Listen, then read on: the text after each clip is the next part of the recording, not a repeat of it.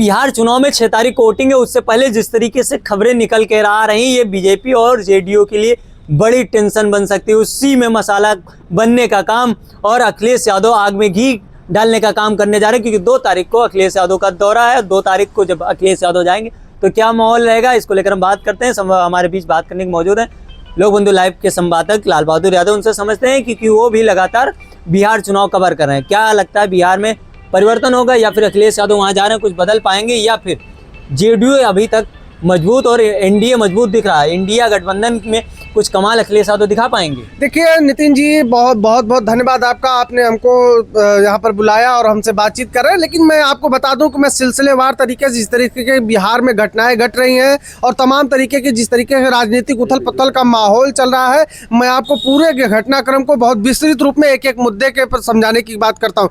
देखिए जिस तरीके से अभी लगातार वहाँ पर दोनों दल लगातार रैलियाँ कर रहे हैं, जगह जगह पर लोगों जनसभाएं हो रही हैं, और जिस तरीके से देखा जाए अभी आज की जिस तरीके से नीतीश कुमार की रैली में लोग वहां पर आए और वहां पर लालू यादव जिंदाबाद के नारे लगने लगे, वहीं जो है जिस तरीके से वहां के उप मुख्यमंत्री सम्राट चौधरी ने खेसारी लाल यादव को नचनिया जैसे शब्दों से बोला। और उस बिहार की जनता को आप देख रहे हैं, जो भोजपुरी के लिए बहुत बड़ा फील्ड माना जाता है, वहां पर तमाम जो भोजपुरी कलाकार है वो किस तरीके से वहां पर उठे, और उसमें खेसारी लाल यादव का बड़ा नाम माना जाता है, पावर स्टार, ट्रेंडिंग स्टार कहे जाते हैं। और उनके ऊपर जिस तरीके से वहाँ के सम्राट चौधरी ने जो है कटाक्ष किया, उसके बाद बिहार की जनता में आपने देखा उबाल देखने को मिल रहा है। वहीं जिस तरीके से अभी बातचीत लगा रहा था, और आप जिससे भी बात करेंगे वो यही कह रहा है कि अगर वहाँ पर खेसारी लाल यादव नचनिया है तो मैथिली ठाकुर क्या है वो भी। और अभी आपने देखा जिस तरीके से वहाँ पर मैथिली ठाकुर की जनसभा में लोग लालू यादव जिंदाबाद के नारे लगाने लगे, वहाँ से लोग भागने लगे और तमाम तरीके से उनको ट्रोल करने लगे। वहीं उनको जो है पग का अपमान करने का आरोप लगने लगा। अभी आपने देखा लगातार वहाँ पर जिस तरीके से एक विधायक को टांग लिया गया। तो क्या अब इस तरीके से आपको नहीं दिख रहा है कि ये पूरा माहौल एक तरीके से चेंज होता नजर आ रहा है? और जिस तरीके से माहौल चेंज हो रहा है, इस हिसाब से अभी उसमें भी कहीं ना कहीं अब जो एक बड़ी खबर और भी निकल के सामने आ रही है कि उत्तर प्रदेश के पूर्व मुख्यमंत्री और समाजवादी पार्टी के राष्ट्रीय अध्यक्ष अखिलेश यादव भी वहां पर जनसभा करने के लिए जाने वाले हैं। तो ये कहीं ना कहीं ये सामान्य बात नहीं है, ये बहुत बड़ी बात है। अगर देखा जाए तो 2024 के लोकसभा चुनाव में जिस तरीके से अखिलेश यादव की छवि बनी है और वो बहुजनों के बहुत बड़े नेता के तौर पर देखने जाने लगे, और पीडीए की बहुत बड़ी आवाज़ जिन्होंने उनका जो फार्मूला है पीडीए का, उसमें उन्होंने बहुत बड़ी जीत के रूप में हासिल किया और 37 सीटों के साथ प्रदेश की नंबर 1 की पार्टी और देश की तीसरी सबसे बड़ी पार्टी के रूप में अपने आप को स्थापित किया। उनका यहाँ जाना और जनसभा करना वो समझ लीजिए कि खाद का काम करेगा इंडिया गठबंधन और आरजेडी के लिए। और सबसे बड़ी बात यह है कि बिहार को सामाजिक न्याय और समाजवादी विचारधारा का गढ़ माना जाता है और उसकी बहुत बड़ी एक तरीके का क्षेत्र कहा जाता है, और वो राजनीति का केंद्र, क्रांति का केंद्र, जहाँ से जेपी नारायण जैसे और लालू प्रसाद यादव जैसे सामाजिक न्याय के योद्धा निकले और वो पूरे देश में उन्होंने अपने आप को अपने लोहा मनवाया।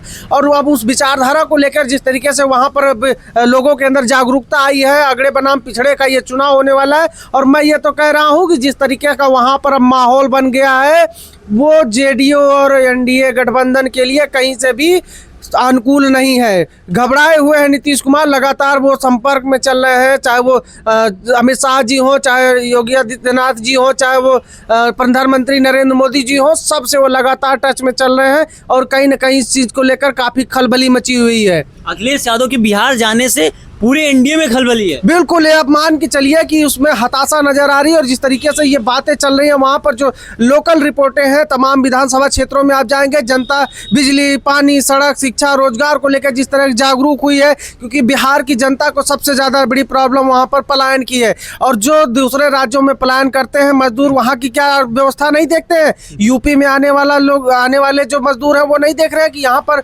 चाहे वो अखिलेश यादव की सरकार रही हो या मायावती की सरकार रही हो, किस तरीके से यहाँ पर विकास हुआ। तो उसी की तर्ज पे तो लोग आशा करेंगे कि हमारे बिहार में भी विकास होना चाहिए। इसके पहले जिस तरीके से प्रधानमंत्री नरेंद्र मोदी जी ने 2024 के लोकसभा इलेक्शन में बिहार की जनता को जो गोली दी थी, पपलू दिया था कि हम विशेष राज्य का दर्जा देंगे, और नीतीश कुमार को मिला के बैसाखी की सरकार खड़ी कर ली, तो जनता जागरूक हो चुकी है। और इस बार पक्का मान के चलिए कि मैं कह रहा हूँ कि तख्ता पलट होने में बहुत बड़ी अतिशयोक्ति नहीं है। सम्राट चौधरी ने एक बयान और दिया कि अगर तेजस्वी यादव के घर से निकाल दिया जाए तो इन्हें कोई पहचानेगा नहीं।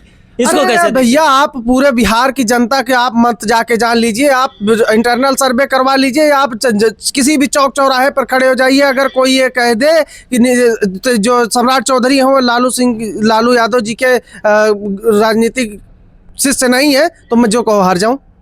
अखिलेश यादव क्या कर पाएंगे? क्या इंडिया एक तरफ कमजोर दिख रहा था उसको मजबूत कर पाएंगे? क्योंकि भारतीय जनता पार्टी का पूरा केंद्रीय राज्य से लेकर केंद्रीय मंत्रिमंडल वहां पर डेरा डाले हैं, ये कहकर ये विकास, हिंदुत्व और विश्व गुरु के नाम पर फिर से हम बिहार में सरकार बनाएंगे। अरे मेरे भाई, आपने अयोध्या का परिणाम देखा। भाजपा की पूरी राजनीति का केंद्र अयोध्या है। अयोध्या से कौन जीता है? अवधेश पासी, समाजवादी पार्टी के नेता, दलित चेहरा, सामान्य सीट पर अखिलेश यादव जी ने वो गेम खेल के दिखाया है कि जो पूरे भारत में जो है जिस तरीके से विश्व तक डंका बजने वाला था, उसको उन्होंने उनके मुंह पे तमाचा जड़ने का काम किया। जिस तरीके से वहाँ पे अवधेश प्रसाद जीत कर लोकसभा चुनाव में सांसद में पहुंचे हैं, आप अंदाजा लगा सकते थे कि एक सामान्य सीट पर अयोध्या पर, जहां पर पूरी ताकत भारतीय जनता पार्टी ने झोंक दी, राम मंदिर इनॉग्रेशन के नाम पे चारों तरफ की आसपास की जनपदों की सड़कें जाम हो गई। कहीं से कुछ आ रहा है, अगरबत्ती आ रही, घंटा आ रहा है, कुछ आ रहा है। मतलब जिस तरीके से राम में माहौल बनाया गया था, देखा नहीं आपने कि किस तरीके से वो अखिलेश यादव की रणनीति है, जो भारतीय जनता पार्टी के 400 पार नारे के उनके जो सपना था उसको चकनाचूर करके आज उनको बैसाखी लगे। अखिलेश यादव की कौन सी रणनीति होगी? क्योंकि वो बिहार जा रहे हैं कि बिहार में बीजेपी की सरकार बनने से रोक लें। देखिए, अखिलेश यादव जी पिछड़ों दलितों के बहुत बड़े नेता के तौर पे देखे जा रहे हैं। उनका जो एक छवि है पूरे देश में एक बड़ी आवाज के तौर पे देखा होगा। आप देख रहे होंगे उत्तर प्रदेश में जहां भी पिछड़े दलितों पर अन्याय हो रहा है, उनके साथ अखिलेश यादव जी खड़े हो रहे हैं, अपने प्रतिनिधिमंडल भेज रहे हैं, आर्थिक सहायता कर रहे हैं और तमाम तरीके सरकार पर सवाल खड़े करके उनको न्याय दिलाने का काम कर रहे हैं। तो क्या जनता नहीं समझ रही है कि वहाँ की बिहार की जनता जिस तरीके से जंगल राज में जी रही है और लगातार हत्या, लूट, बलात्कार, तमाम चीजें वहाँ पर जिस तरीके से हो रही हैं, उसको जंगल राज दिखाया जा रहा है, बताया जा रहा है, वो नहीं समझ रही है जनता। एक आखिरी सवाल हमारा आपसे कि वोटर अधिकार यात्रा में तो अखिलेश यादव जाते हैं, हाँ। तो वो कहते हैं हमने अवध हराया है, बिहार वाले मगध हराएंगे। हाँ। तो क्या लगता है, बिहार वाले मगध हराएंगे, अखिलेश यादव की बात का सम्मान करेंगे या फिर बीजेपी सरकार बनाएंगे? देखिए, अखिलेश यादव जी बड़े चेहरे के रूप में देखे रहे हैं। जब से 2024 का लोकसभा चुनाव का परिणाम आया है, 37 सीटों को लाकर उन्होंने भाजपा को चारों खाने चित कर दिया है। बैसाखी पे खड़ी है सरकार। आज अगर नीतीश कुमार और जो चंद्रबाबू नायडू पलट जाए तो सरकार गिर जाएगी। आपको नहीं दिख रहा है कि जो वो जनता बिहार की, आप बिहार को क्या समझते हैं कि बिहार की जनता, देखो कहते हैं कि या तो दर्द होता है पीड़ित को और या तो दर्द होता है किसी अपने को। तो वो पीड़ित है जनता, वो उनको जो है दर्द है इस बात का कि वो नहीं देख रहे हैं कि किस तरीके से भारतीय जनता पार्टी और एनडीए गठबंधन में जेडीयू के सरकार में नीतीश बाबू मिलकर वहाँ पर जिस तरीके से क्या हो रहा है, किस तरीके के बिहार की जनता की पीड़ा अखिलेश यादव समझेंगे। बिल्कुल समझ रहे हैं, बिल्कुल समझ रहे हैं, क्योंकि वो जो है पीडीए की बात कर रहे हैं और पीडीए एक कोई नारा नहीं है, एक विचारधारा है और एक दिल की आवाज से निकली हुई आवाज है, जिसमें पीड़ित, दुखी, अपमानित, अगड़ा, पिछड़ा सारे लोगों को मिला के उन्होंने कहा कि पीडीए एक सूत्र है जिसमें हम लोग 5000 सालों के अपने भेदभाव की, जो हमारे साथ भेदभाव हुआ उसकी पीड़ा बंधी हुई है।